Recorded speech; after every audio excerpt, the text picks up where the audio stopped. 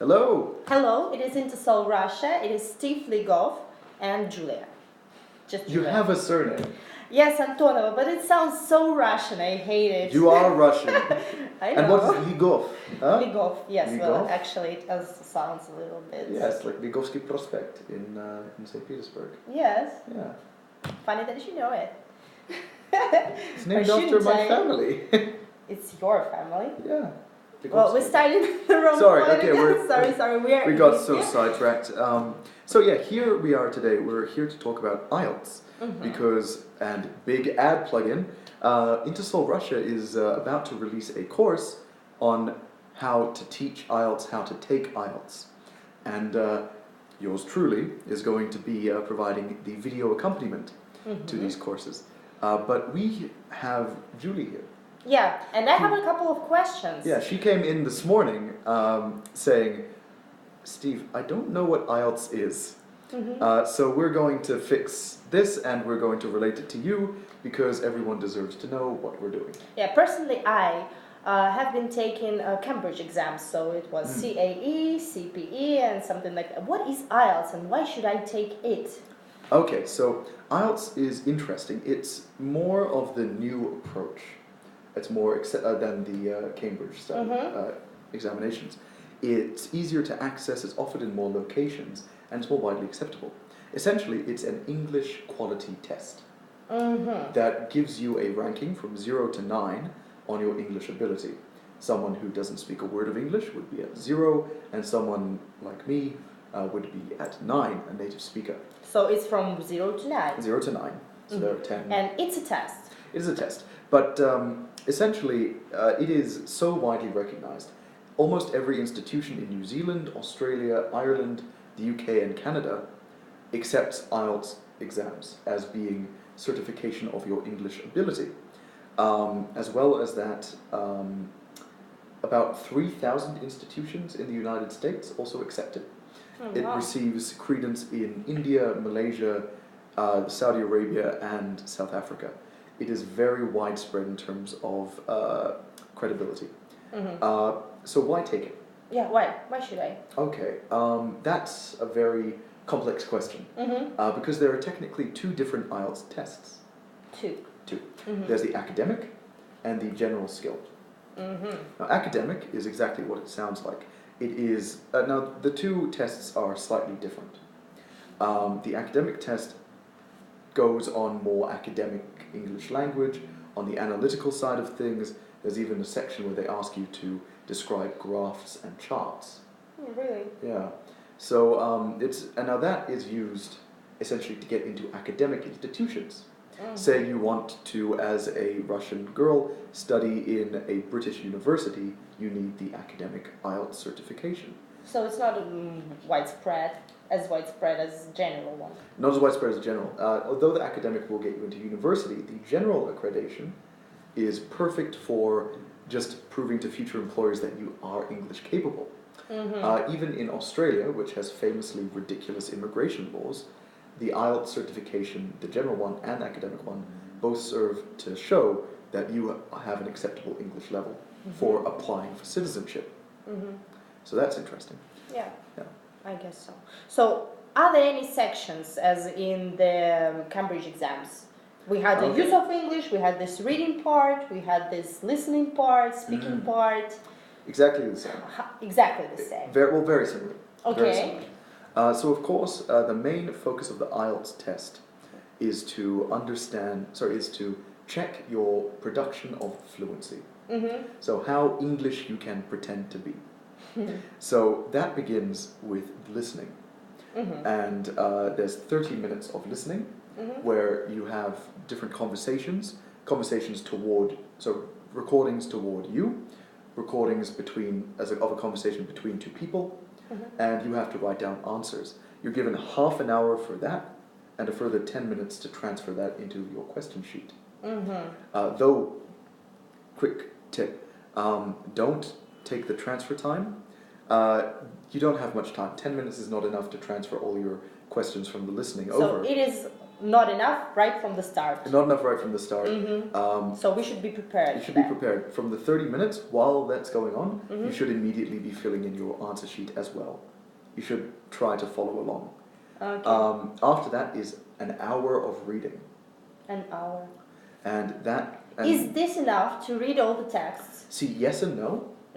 If you are a slower reader, it's going to be very, very difficult because there's between 2,100 and 2,800 words Quite enough. in this essay. Yeah. And the academic aspect is an academic paper, it's a university paper, and it's going to be very difficult.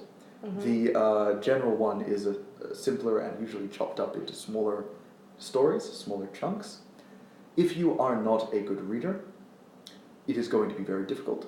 If you are fine reading, you'll be fine. So you should be skim reading the texts. Not skim reading, but you shouldn't be slowing down. Yeah. And not detailed as well.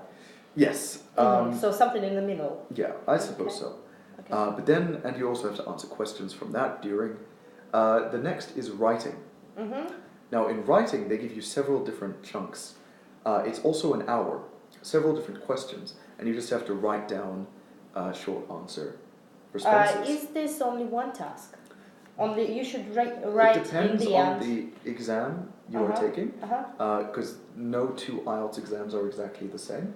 Oh. They change them every now and then, and there are different offerings, and also between the academic and general. So what you will get is either a long response or several small responses and one longer one. Maybe one informal letter, one formal letter, and one, I don't know, application form. Interesting that you say the letter. Yes, exactly the same. Almost all of them will have write a letter to this person in this format. Okay. But that's the main thing that carries across. What they're looking for there, actually, so we'll come back to that. I think we don't have all the time in the world. Yeah. So that's an hour of writing. Okay. And then speaking. Speaking. 11 to 12 to 14 minutes. You didn't mention use of English. Is there a use of English part? What do Some you mean? grammar part? See, the grammar is worked all the way through. So there's no separate part No, this is not that a involves theory only test. grammar. No, this is not a theory test. This is a test to Interesting. examine your fluency of production. Because in this Cambridge exams, there is a huge part dedicated to grammar. Yes. Where you have to fill in to change all these words, to add the suffixes and everything like that. Well, this is why it is IELTS hard, has taken... the hardest test. Yeah, well, this is why IELTS has taken over from the Cambridge exams as being the predominant exemplar of the English exam. Interesting. Because the Cambridge exam is all about theory, yes. about how English works as a science. Yeah. That's not how people speak English. It's true. So, the IELTS exam focuses on production of fluency, Cool. of how you would actually speak, actually write, actually respond. Okay, then I've interrupted No, you. no. What okay. about speaking? Is So- there any tips? How is it? Well, speaking, I'll come back to what do they look for Okay. in the tests, but when it comes to speaking, it's between 11 and 14 minutes, depending on how well you're doing. If they want to hear more, they'll keep you going. If they're like, oh, we've heard enough. If they stop you, is it a bad sign or is it a good There's sign? no way to tell. Okay. They can either stop you because, okay, you're fine, we have no problems with you, or they can stop you because, please stop speaking. We can't hear it. Yeah, we don't want to hear anymore. Okay. So, Scary. very scary. So, the speaking aspect is full active production. What they want, Do you sit is- alone or with a partner? you sit alone Okay. with the examiners. Usually you have the computer giving you the recordings, giving you the readings. Then you sit with an actual examiner for the speaking. As for the speaking, they will ask you about one of your shorter answers with the writing and ask you to talk about it Okay. and to expand on it in full fluency. That's the hardest part, and that's the one that really matters. So, what do they look for? This is the difficult one. As for the listening, they are looking for you to be able to comprehend what's happening. If the problem with speed reading or skipping every second word, even when you're listening, is apologies. So sorry. have been talking a lot today. Yes, he did. Yeah. So, ouch. Rude. So, with the listening, what they're looking for is for you to hit all of the major points and make sure that you can answer the shorthand questions. We've all done it in class. We've all done it on in textbooks. There's no problem at all. It's very simple, very easy. The reading, the same thing. They're looking for you to bring up the main points. They're looking for you to be able to explain what you have encountered. So explain the listening and explain the reading. And this is the easiest bit. With the reading, the hardest part is getting through the reading because it's very long. Now, the writing and the speaking are the important ones, the really important ones. The writing, what they're looking for is in 60 minutes per question, you to have written no less than 250 words. 250. It's nothing. Yeah. It's nothing. Yeah. It's nичего. Right? Yeah. So, it's not much. It's not much. I'm taking a few students for IELTS, and they did 200 words in 3 minutes. Is it? Yeah, and they're about, in the IELTS ranking, there would be 5. Yeah, so what they're looking for is that you don't write too little, and don't stop at 250, go to about 500 if you can.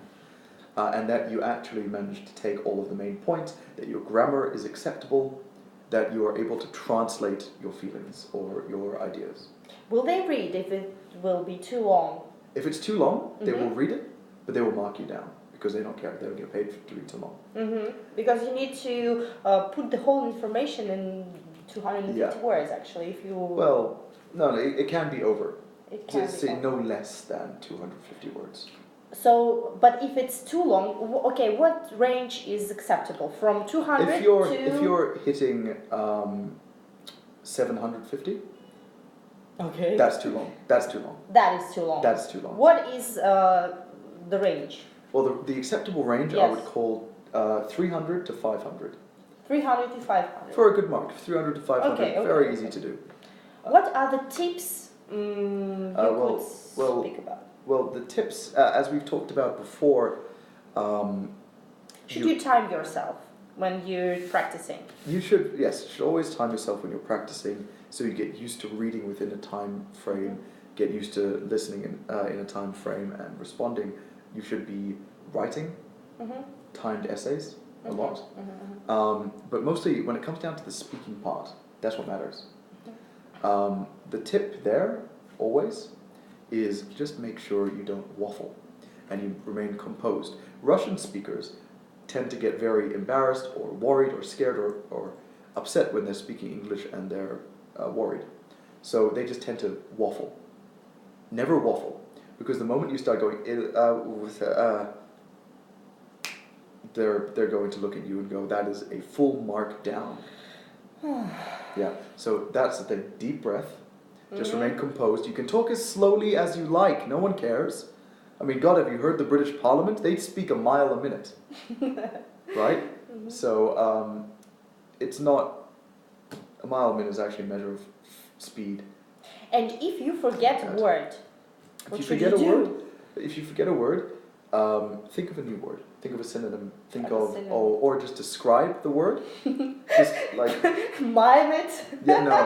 No miming. No mime. No miming. No mime. Okay. Just think of a way to describe the word. So instead of saying, I took a trolley bus, you could say, I took a tram. A tram. Or instead of saying, I was on the, and you forget the metro, you say, I took a train here. Took a train. Okay, yeah. Yeah, so just explain it rather. Now, but the speaking part, as I said, is the most important because that is the active production of fluency. And so when it comes down to that, we have to consider how to study. Yeah. So actually, I understood that teaching IELTS is hard. Yes. Yes, teaching IELTS is hard, but teaching IELTS is difficult in so that it's a different way of teaching. Okay. But how you should study and how you should teach is quite simple, just different. Okay. Because IELTS, as I said, is not the Cambridge exam. Yeah. You cannot teach theory. It's all about production of fluency. So with my student who's learning IELTS, I have her reading a book, an English book. She has to read every night.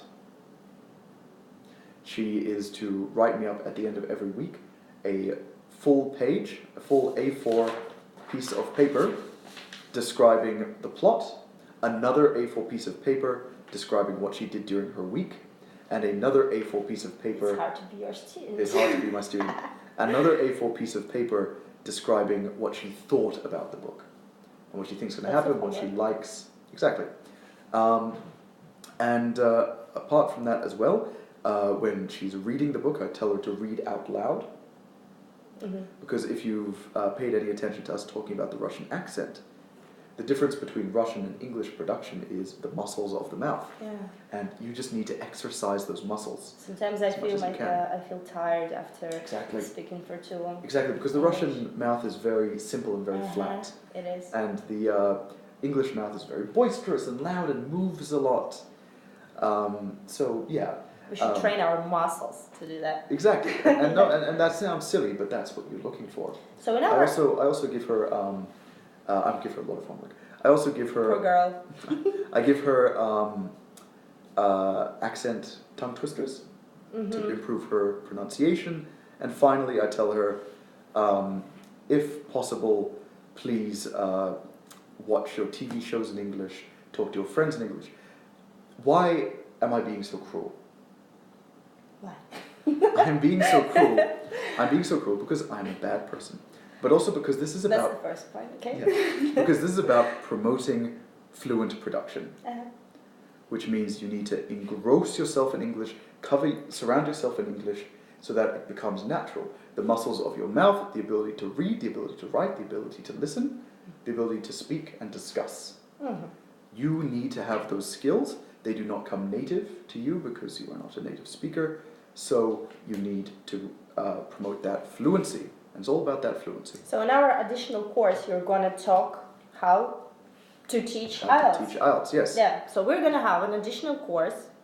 If you are interested, please write us into soulrussia.com. Please visit our website. Please join our groups in social media, in Facebook, Instagram, Vkontakte. Join us, write us if you are interested, if you want to be a teacher of IELTS, if you want to get more money. It is it is significantly in higher demand than average English teacher. Yes, because, that's what students are looking for.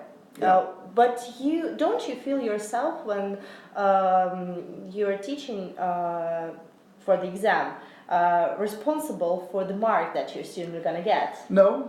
No.